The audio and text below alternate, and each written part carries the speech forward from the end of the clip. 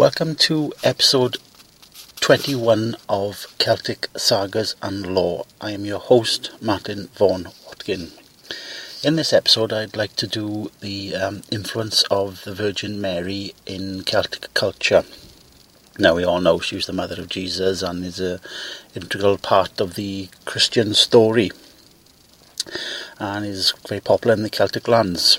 Now, as outside her role as the mother of Jesus, during the time of the Roman Empire, after the ascension of Christ, there was a religious movement in the Roman Empire called the cult of Osiris, and she was very popular among the female population.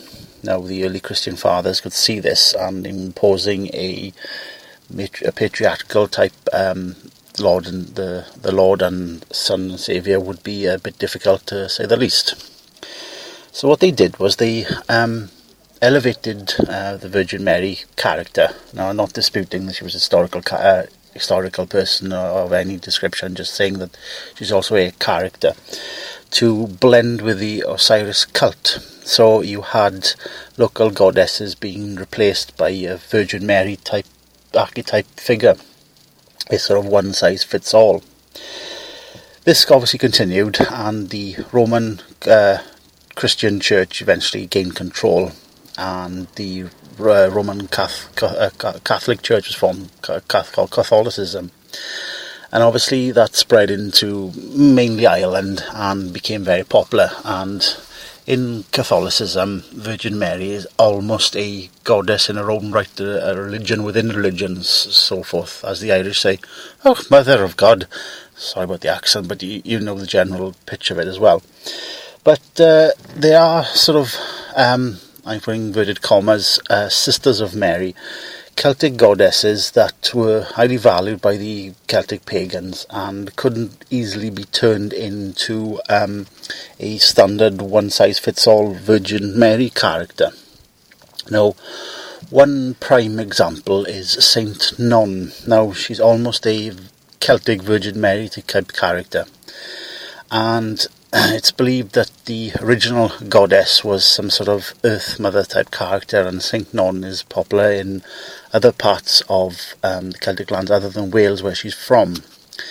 Now, Saint Non, this character, is the mother of Saint David, who is the patron saint of Wales. Now, in her story, as recorded, she was Saint David was fathered by a Prince Sant, was the prince of the king of Cardinshire.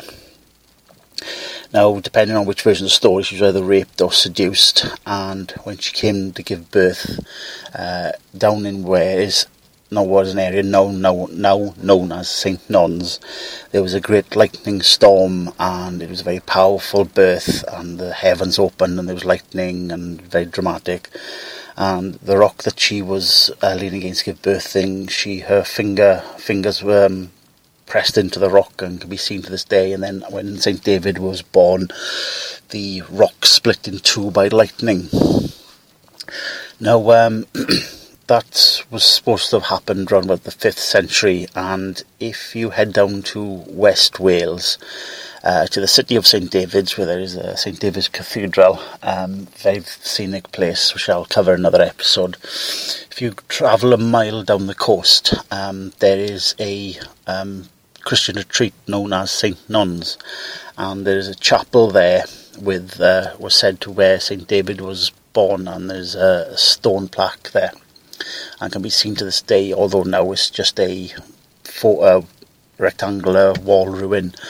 But there's also a healing spring there, which has healing waters, and was the site of the cult of Non, which lasted for a few centuries, which you find quite common in Celtic Celtic lands, with cults focused around a particular saint deity. Probably there was a goddess at one point. Saint Non is another prime example, or Saint Bridget is another. At the retreat, if you walk around from where the spring and the chapel are, I'll post a video and some pictures on the Facebook page. you can see a chapel, a reconstructed chapel. I think it was built around about the 19th century, and it'll give you a flavour of the way the original chapel was, and it's well worth a visit if you're ever in the area. So I hope you enjoyed this episode, and I hope to see you in episode 22. Thanks for listening.